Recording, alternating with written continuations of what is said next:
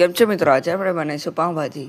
જેના માટે આપણે પહેલાં તો કોબીજને સમારી લઈશું અને પછી તેના નાના નાના ટુકડા કરી લઈશું. પછી બટાકું લઈશું, બટાકાને છોલ્યા પછી તેના નાના નાના ટુકડા કરી લઈશું અને તે ટુકડા કર્યા પછી આપણે તપેલીમાં મૂકી દઈશું. અને પછી આપણે વટાણાને ફોલ્યા પછી આપણે તેને તપેલીમાં બાફવા મૂકી દઈશું અને પછી ફ્લાવરને પાણીમાં નાખી દઈશું અને તે પછી આપણે કુકરમાં તેને બાફવા મૂકી દઈશું. અને બીજી બાજુ વટાણા અને કોથમીર આપણે ડુંગળીને કાપી લઈશું અને તેના નાના નાના ટુકડા કરીને આપણે તેને મિક્સરમાં કરી કાઢીશું. અને તે રીતે જ આપણે ટામેટાને પણ સમારી લઈશું અને તેના પણ નાના નાના ટુકડા કરી કાઢીશું. અને તે પછી આપણે બીજી બાજુ આપણે કેપ્સિકમને પણ સમારી લઈશું. તેના લાંબા ટુકડા રાખીશું કારણ કે તે સારા લાગે.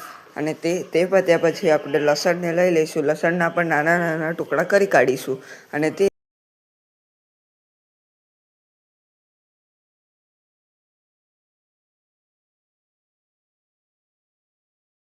જે બાફેલા હતા મરચાં હતા તે બધાને એક ડીશમાં લઈ લઈશું અને પેસ્ટને પણ સાથે લઈ અને બીજી બાજુ આપણે અંદર બટર નાખી દઈશું. તે બટરને આપણે મસ્ત સારી રીતે આપણે ઓગળવા દઈશું.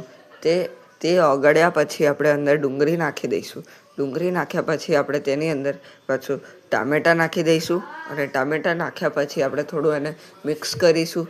તે મિક્સ કર્યા પછી આપણે તેની અંદર જે ગ્રેવી પછી મરચું, મીઠું, ગરમ મસાલો, ચાટ મસાલો તે બધું આપણે અંદર નાખી દઈશું. તેના પછી બાફેલા બટાકા, કોથમીર અને પછી ગ્રેવી નાખી દઈશું અને પછી આપણે છેલ્લે લીંબુ નાખી દઈશું. તેના કારણે તેનો સ્વાદ વધારે સારો થશે. અને બીજી બાજુ આપણે બ્રેડને આપણે મસ્ત શેકી લઈશું અને તે શેક્યા પછી આપણે તેને મસ્ત પ્લેટમાં લઈ લઈશું અને બીજી બાજુ લસણની ચટણી પણ લઈ અને સબસ્ક્રાઈબ કરવાનું ભૂલતા નહીં.